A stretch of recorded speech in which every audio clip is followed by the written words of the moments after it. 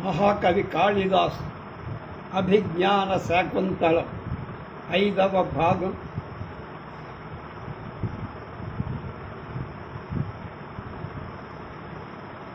ఇరవై 23/6/20.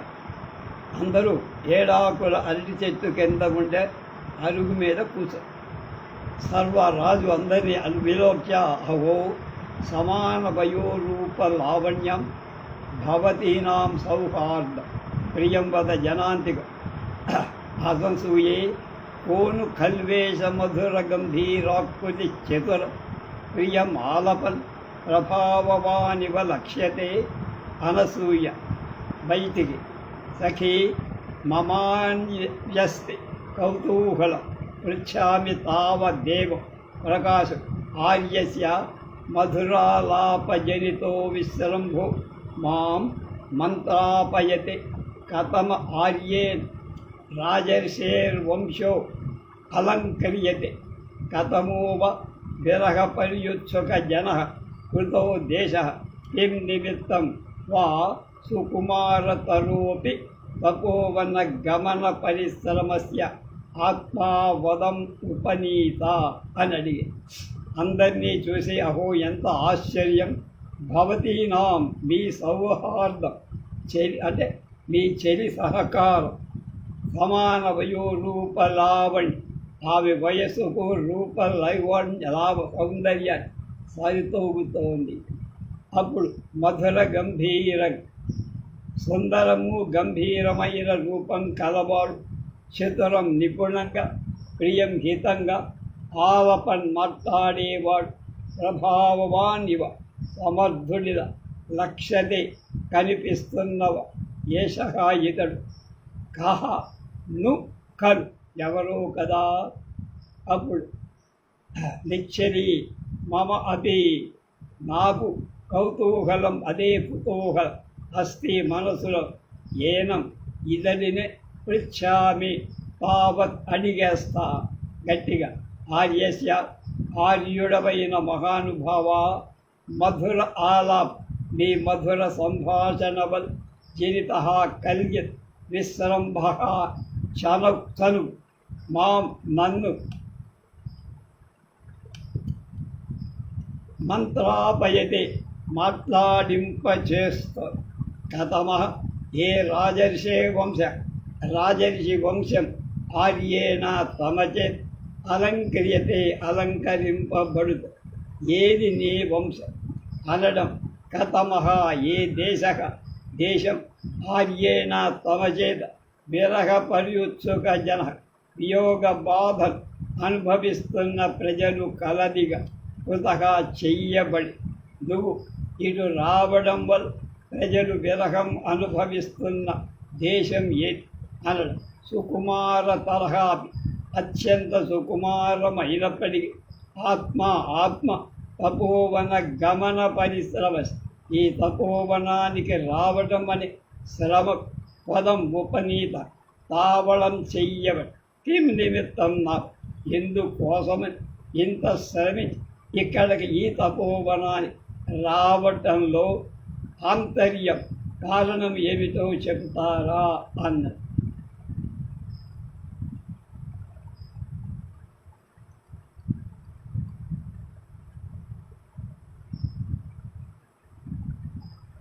అప్పుడు శకుంతల ఆత్మగతం హృదయమమా మా ఆప్తామ్య ఏషాత్వయ చింతితాని అనసూయ మంత్రయతే.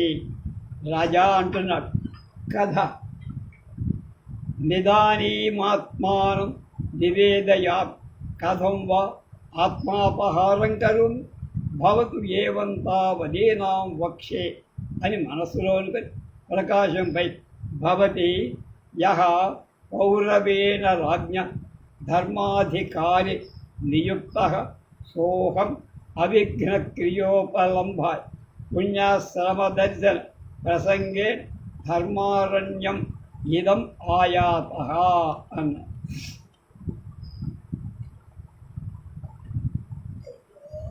నా మనస్సులో అనుకున్నది అనసూయ అడుగుతోంది అని శకుంతల. కథం ఆత్మకథ ఇదానీం ఇప్పుడు ఆత్మానం నన్నునే కథం వేదయ నివేదించుకోను ఎలా కథం వా ఎలా ఆత్మ ఉపహారం కరోమి నా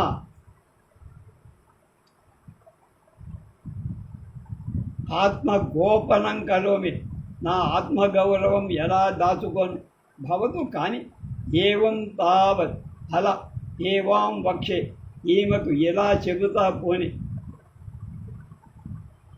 భవతి మాంజురాల పూర్వంశీయుడైన రాజ్ఞ మహారాజు యహ ఎవడు ధర్మాధికారి పదవి ఎందు నియుక్తగా నియమింపబడ్డాడు సహ అహం ఆనే యా ఉపలంభాయ్ నిర్విఘ్నంగా యాగాది క్రియలు జరుగుతున్నాయా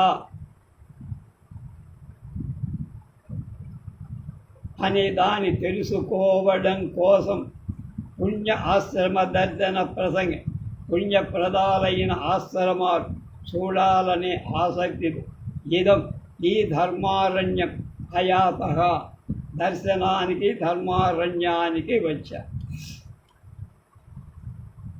అనసూయ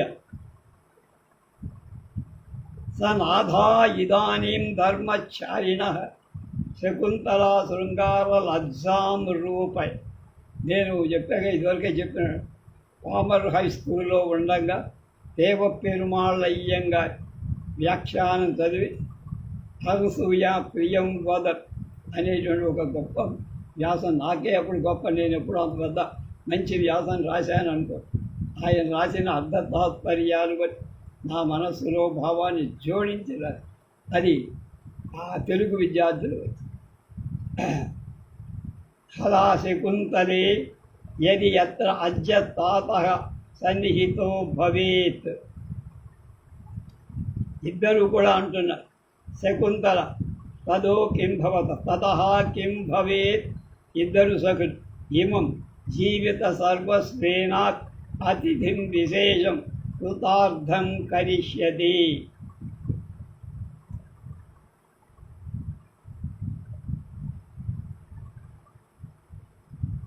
ఇద్దరు అంటున్నారు, తపోధర్మం స్వీకరించిన వాళ్ళంతా తపస్సులం ఇదానీ ఇప్పుడు సనాథాహ తమకొక రక్షకుడు కలవాళ్ళయ్య సనాథులయ్యారు. రెండన్న శకుంతల శృంగార లజ్జం. శకుంతల కూడా సిగ్గుతో అభినయం చూపుతారు. శకుంతల దుష్యంతుల ఆకారం రూపాలను విదిత్వా గమని జనాంతికం, జనగానికి అంటే బయటికి అంటే దుష్యంతుడికి వినపడకూడదు. అలా చెలి శకుంతలే శకుంతల అధ్య ఇప్పుడు అత్ర ఇక్కడ తాతః తండ్రి గారు కన్నుడు యది సన్నిహిత భవేత్ ఇక్కడ ఉండి ఉంటేనా అని సరోషం కోపంతో తతః అప్పుడు ఏం భవేత్ ఏమయ్యేదే మా నాన్న ఉంటే అని. అప్పుడు జీవితం సర్వస్వేన జీవిత సర్వస్వమైన సమర్పించి ఇమం ఈ అతిథి విశేషం విశిష్ట అతిథి కృతార్థం కరిష్యతి. కృతార్థుణ్ణి చేసేవారు. తన జీవిత సర్వస్వమిని శకుంతల ఆ నీనిచ్చి ఆయనకు పెళ్లి చేసేవాళ్ళే అన్నదన్నమాట. ఇదంతా ఎవరికి వాళ్ళు ఆలోచించుకొని చక్కగా అనుభవించారు.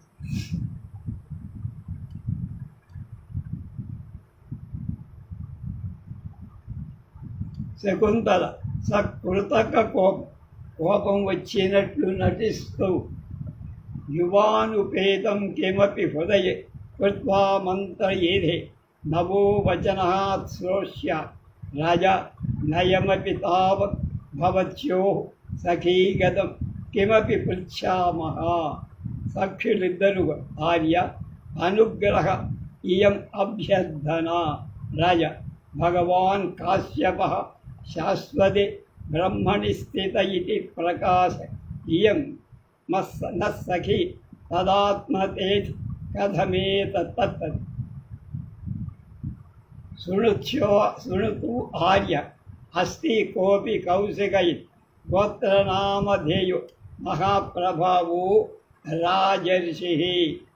అప్పుడు ఇద్దరు కూడా దొంగ కోపంతో శకుంతల యువాం అపేతం మీరు కొండే ఇక్కడి నుంచి ఏమవి ఏదో మనస్సులో హృదయం కొత్త మనస్సులో పెట్టుకొని నర్మగర్భంగా మంత్ర ఏదే మాట్లాడతారు మహావచనం మీరనే నశ్రోష్యామి నేను వినను అంటాను. ఇదంతా కోపం నటించాలి. వయమపి తావత్ మేము కూడా భవత్యో మీ సఖీగతం స్నేహితురాలి కిం అపి పృచ్ఛామ ఏమైనా అడగమా అన్నాడు రాజు. అప్పుడు ఆర్యుడా అనుగ్రహ ఇవ నిజంగా అనుగ్రహం వంటి ఇయం అభ్యర్థన ఈ అభ్యర్థనకేమి దానికి చెడేం లేదు అడగచ్చు. భగవాన్ కాశ్యప మహానుభావుడైన కల్వమహరి శాశ్వతే బ్రహ్మ స్థిత నిత్య బ్రహ్మచారి అని ప్రకాశ అతి ప్రసిద్ధి ఇయం ఈ సహ వహాసకి మీ స్నేహితురాలు తత్ ఆత్మజా ఆయన కూతురు అవడ ఏతత్ ఇది కథం ఎలా అని ఆయనమో బ్రహ్మచారి పెంచుకుంటున్నాడు ఆశ్రమం, ఆయనకి పిల్లా జల్లా లేరు కనుక ఎలా దీన్ని నేను నమ్మను ఆయన కూతురు అంటే అన్నారు. అప్పుడు ఇద్దరు అంటున్నారు శృణోత్వార్య అస్తి కోపి కౌశిక ఇది గోత్ర నామధేయో మహాప్రభావో రాజర్షి. మహానుభావుడైన కౌశిక గౌతమ గోత్రజుడైన కణ్వుడు శాశ్వతే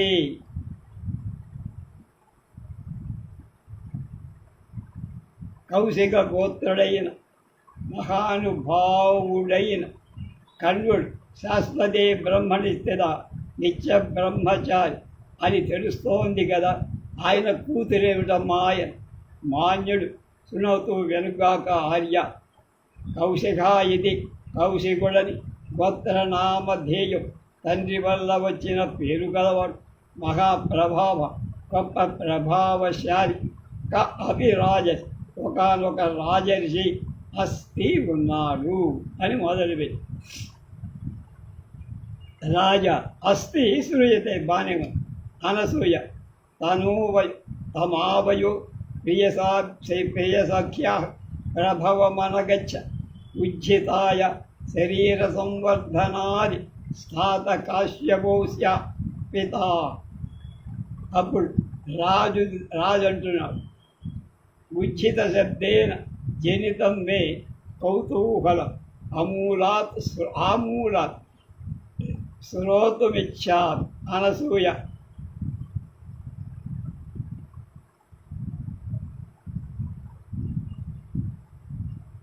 శృణోత్యార్య గౌతమీ తీరే కులా కిలతస్య రాజర్షే ఉగ్రే తపసి వర్ధమాన కిమప్ జాతశంకై దేవై మేనక నామ అప్సరా ప్రేషిత నియమ విఘ్నకారిణి.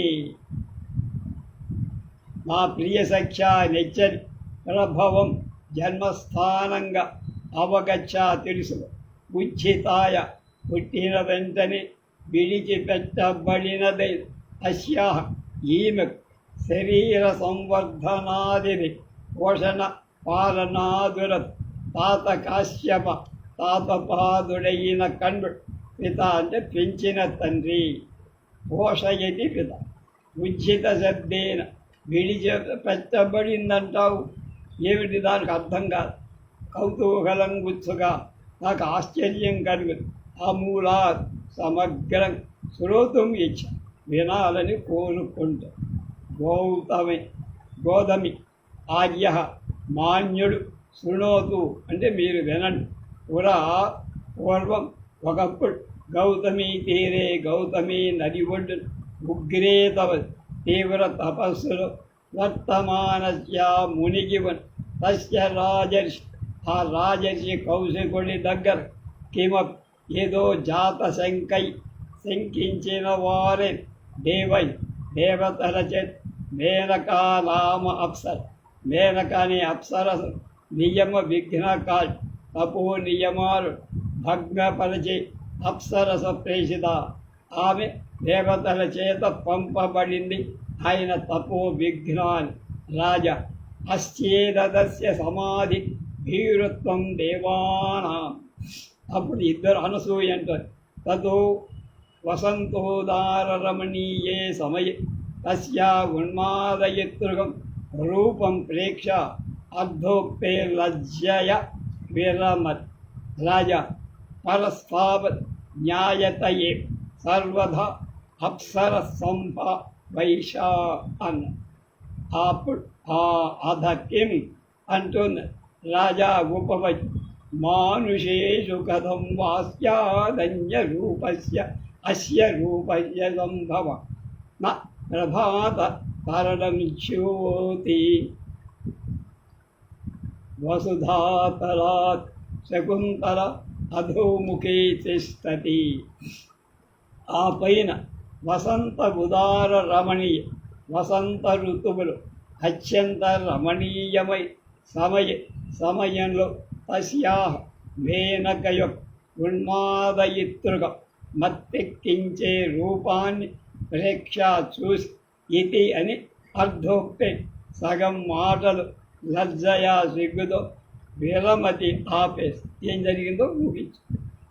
తరహా తావత్ ఆ పైన జ్ఞాయతే ఏవా తెలుస్తూనే సర్వదా ముమ్మాటి ఏషా ఈమె అప్సరస సంభవ అప్సరసకు పుట్టిందన్న మాట. అధకిం అవుట్ అంగీకృతౌ శ్యాద అధకిం అమర.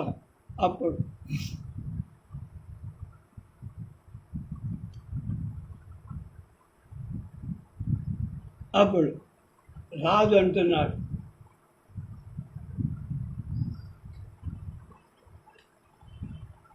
బాగుందయ్యా, ఈ రూపస్య సుందర రూపానికి సంభవ పుట్టుక మానుషేషు మానవాంగలలో కథం వా స్యాత్ ఎలా సంభవం.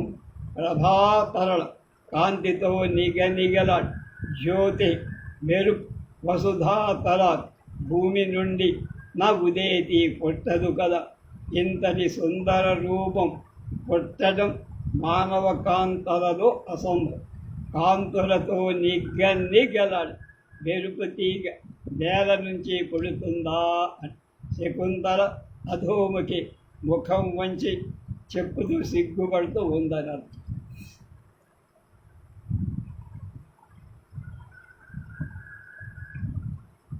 రాజు ఆత్మగతం లబ్ధావకాశో మే మనోరథ కింటు సఖ్యా పరిహాసోదాహృతం వరపార్థనం శ్రుత్వా ద్వైధీభావ అకాతరం మే మన. శవ్యం వద సస్మితం శకుంతలా విలోక్య నాయకాభిముఖీ భూత్వా పునరపి వక్తుం కామ ఇవాళి. శకుంతల సఖీం అంగుళ్యా తర్జయతి. రాజా సమ్యగుపలక్షితం భవత్యా అస్తినః సచ్చరిత శ్రవణ లోభా ధన్యదపి ప్రహృష్టం అలం. అప్పుడు ప్రియం వద అలం విచార్య అనియంత్రణా ఉపయోగస్తపసి జనో నామా. ఆత్మగతంలో మే నా మనోరథం కోరి లబ్ధ అవకాశ తీరే అవకాశం కలదే. ఎంతో కానీ ఇందాక సఖ్యా ప్రియం వదయ పరిహాస ఉదాహుల పరిహాసంగా పలకబడి వర ప్రార్థనం ఆత్మనోను రూపం వరం లభేయవిత అనే పద ప్రార్థన శుత్వా విని మే మనః నా మనసు ద్వైదీభావత అదా ఇద అనే గుంజాటలు కంగారు పడుతో. అనురూపవరుడంటే ఎవడు? ఈమె తపోవృత్తకి తగవాడ, రూపలావణ్యాలకు తగ్గవాడ, అది గుంజాటన. పునోపి అప్పుడు సుస్మితం చిరునవ్వుతో శకుంతలం విలోక్య శకుంతలను చూసి నాయక అభిముఖీభూత్ దుష్యంతుడు వైపుది అర్జహ మాన్యుడు పునః అవి మళ్ళీ ఏదో వక్తు కామ అడగగోరిన వాడిలాగా కనిపిస్తున్నాడు అన్నాడు. శకుంతల సఖిం చలిగత్ అంగుళ్య వేలితో తజ్జయతి బయలుదేరే రహస్యాలని లీక్ చేస్తారు. సమ్యక్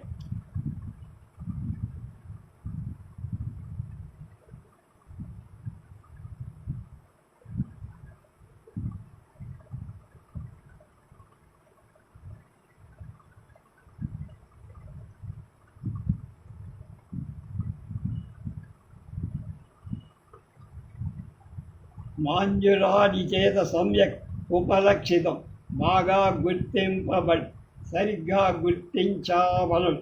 సచ్చరిత మంచి గాథను శ్రవణ వినడంలో లోభం నహామక్ అన్ృత్ అపి భ్రష్టవి అడగదగిన అస్యతం అడగదగిన మరొకటి సైతం అస్థి ఉంది. అడగమంటే అడుగుతాను అన్నాడు. విచార్య అలం ఆలోచించి చాలు, సందేహించడం ముగి అడగదలిచిందేమిటో ధైర్యంగా అడగవయ్యా అనడం తపస్వి జన మా వంటి తపస్వి జనం అంటే అనియంత్రణ అనుయోగ అపరిమితంగా ప్రశ్నలు అడగదగ్గింది సుమ. ఏ నియంత్రణ లేకుండా ప్రశ్నలు అడగనువచ్చు. మా నుంచి సందేహాలు తీర్చుకోవచ్చు అని అర్థం.